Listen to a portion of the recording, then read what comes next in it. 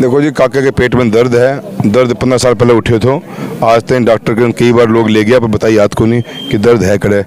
तो काका के दर्द है और दर्द काका ने बताना पड़ेगा। जनता जानना चाहे कि थारे कारण के समस्या के थारे बताओ, वो बता कौन सा है। और उस बात में लेते लेते 15 साल हो गए। हर चुनाव में टिकट काटने की बात चलती। उन्होंने बात कही कि इस बार मैं मौर्य बुला दूंगा चूरू में, तो क्या लगता है?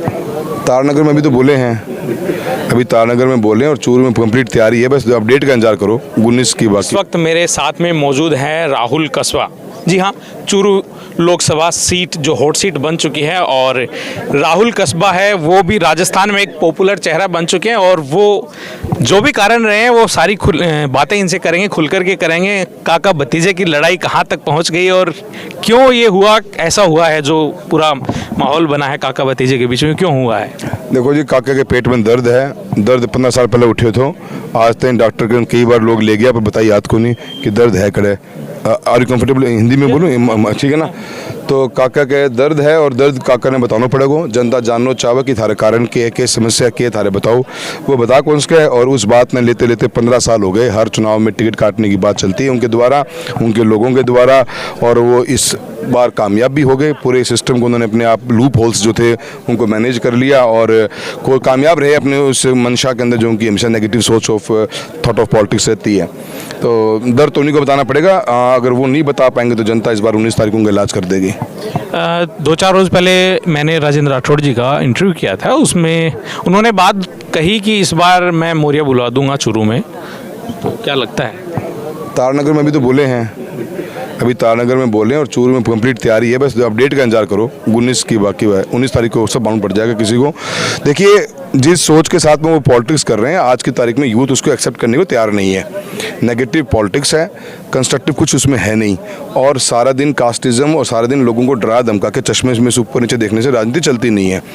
यूथ पढ़ लिख गया है और आज वो जवाब देना जानता है। हम्बलनेस आनी चाहिए पॉलिटिक्स में, एग्रेसिव नहीं चलता नहीं है। चूरू का जो चुनाव है, हम लोग मीडिया जिस नज़रिए से हम लोग देख रहे हैं, कोई और देखता है कैसे नहीं देखता पता नहीं, लेकिन हम जो जिस तरीके से देख रहे हैं उसमें ये हो गया है कि मुद्दे हैं वो पीछे छूट गए कहीं और काका भतीजा के नाम पे राठौड़ और जाट की लड़ाई हो चुकी है। नहीं, ये आप जातियों के इस बारे में कोई मतलब नहीं है। तो एक व्यक्ति विशेष की अहंकार और घमंड की लड़ाई है। और कौन से मुद्दे पीछे छूट गए? मुद्दे हम आगे रख तो रहे हैं। 20,000 करोड़ रुपये काम करवाए हैं और काम गिनाते हैं आप उसको दिखाना नहीं चाहते। मंच पर जो बात होती है उसी, देखिए, मंच के ऊपर बात है, पब्लिक में एक रिसेंटमेंट तो है ही। आप काम करते हो व्यक्ति को, जनता की आवाज़ जो होती है, आप बिना रीज़न की किसी को ऐसे हटा दोगे और ऐसे व्यक्तियों को आप लेके आ जाते हो जिनका कोई पॉलिटिकल एरिना में कुछ काम ही नहीं किया हुआ। कहने को तो उम्मीदवार कहते हैं कि हम पुराने जानकार हैं, PM साहब ने भी कहा, पर आज तक क्या कोई मुद्दा एड्रेस हुआ जो चूरू लोकसभा क्षेत्र का पेंडिंग मुद्दा था? आज बीमा के लिए हम लड़ाई लड़ रहे हैं। 2021 का हमारा आज तक बीमा नहीं आया। क्या प्रत्याशी महोदय मिल के आए PM साहब से बता के आए कि चूरू का ये पेंडिंग इशू पड़ा हुआ हमारा? कोई नहीं बताता। तो देखो जी, काम तो वो कर नहीं पाए आज तक। आप फील्ड में आए और पब्लिक को इस बात पर नाराजगी है कि भी जो काम करने वाले व्यक्तियों को आप कैसे बाहर उठा के फेंक रहे हो? कोई रीज़न तो बताओ। रीज़न भी नहीं आपके पास में, तो वो रिसेंटमेंट तो रहेगा और ये टॉपिक हॉट रहेगा कॉन्स्टिट्यूंसी में और इलेक्शन में हॉट है। कोई इशू नहीं इस बात पे। अच्छा, जो अग्निवीर योजना है, किसान आंदोलन है, आप भाजपा में रहे हैं, उस टाइम में काउंटर नहीं किया है, अब जैसे ही कांग्रेस में आ गए हैं तो आप काउंटर कर रहे हैं इन सब चीज़ों को। हमने बहुत से लोगों ने, सांसद ने, एक मैं जिस पार्टी में था, हमारी गरिमा होती है, तरीका होता है। हमने डिफेंस मिनिस्टर से मिलकर पहले दिन बात बता दी थी कि अग्निवीर का इम्पैक्ट बिल्कुल नेगेटिव है कॉन्स्टिट्यूंसी के अंदर, क्योंकि हमारा क्षेत्र ऐसा है जो हमेशा आर्मी में जवान हमारे जाते हैं और बहुत पैशन है यूथ उस बात को लेकर, और ऐसे केस में इस योजना का इम्पैक्ट नेगेटिव जाएगा। एक से होती एक लिमिटेशन होती है, उस लिमिटेशन में रह के जितना हम बोल सकते हैं हम बोले हैं। आज की तारीख में मेरे पास फ्रंट अलग है तो मैं अवश्य मेरी बात को और मजबूती से रखूँगा। एक यूथ आज जो एक युवा लीडर जो है वो पर्यावरण की बात कर रहा है।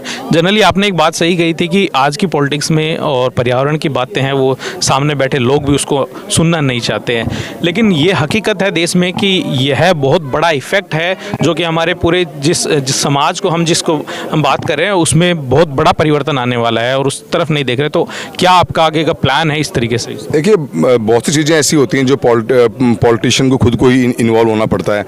मैं मेरी काबिलियत से, मेरी नॉलेज से जितना मुझे पता है, मैं कोशिश तो ये करूँगा कि मेरी कॉन्स्टिट्यूंसी में बेहतर करूँ मैं।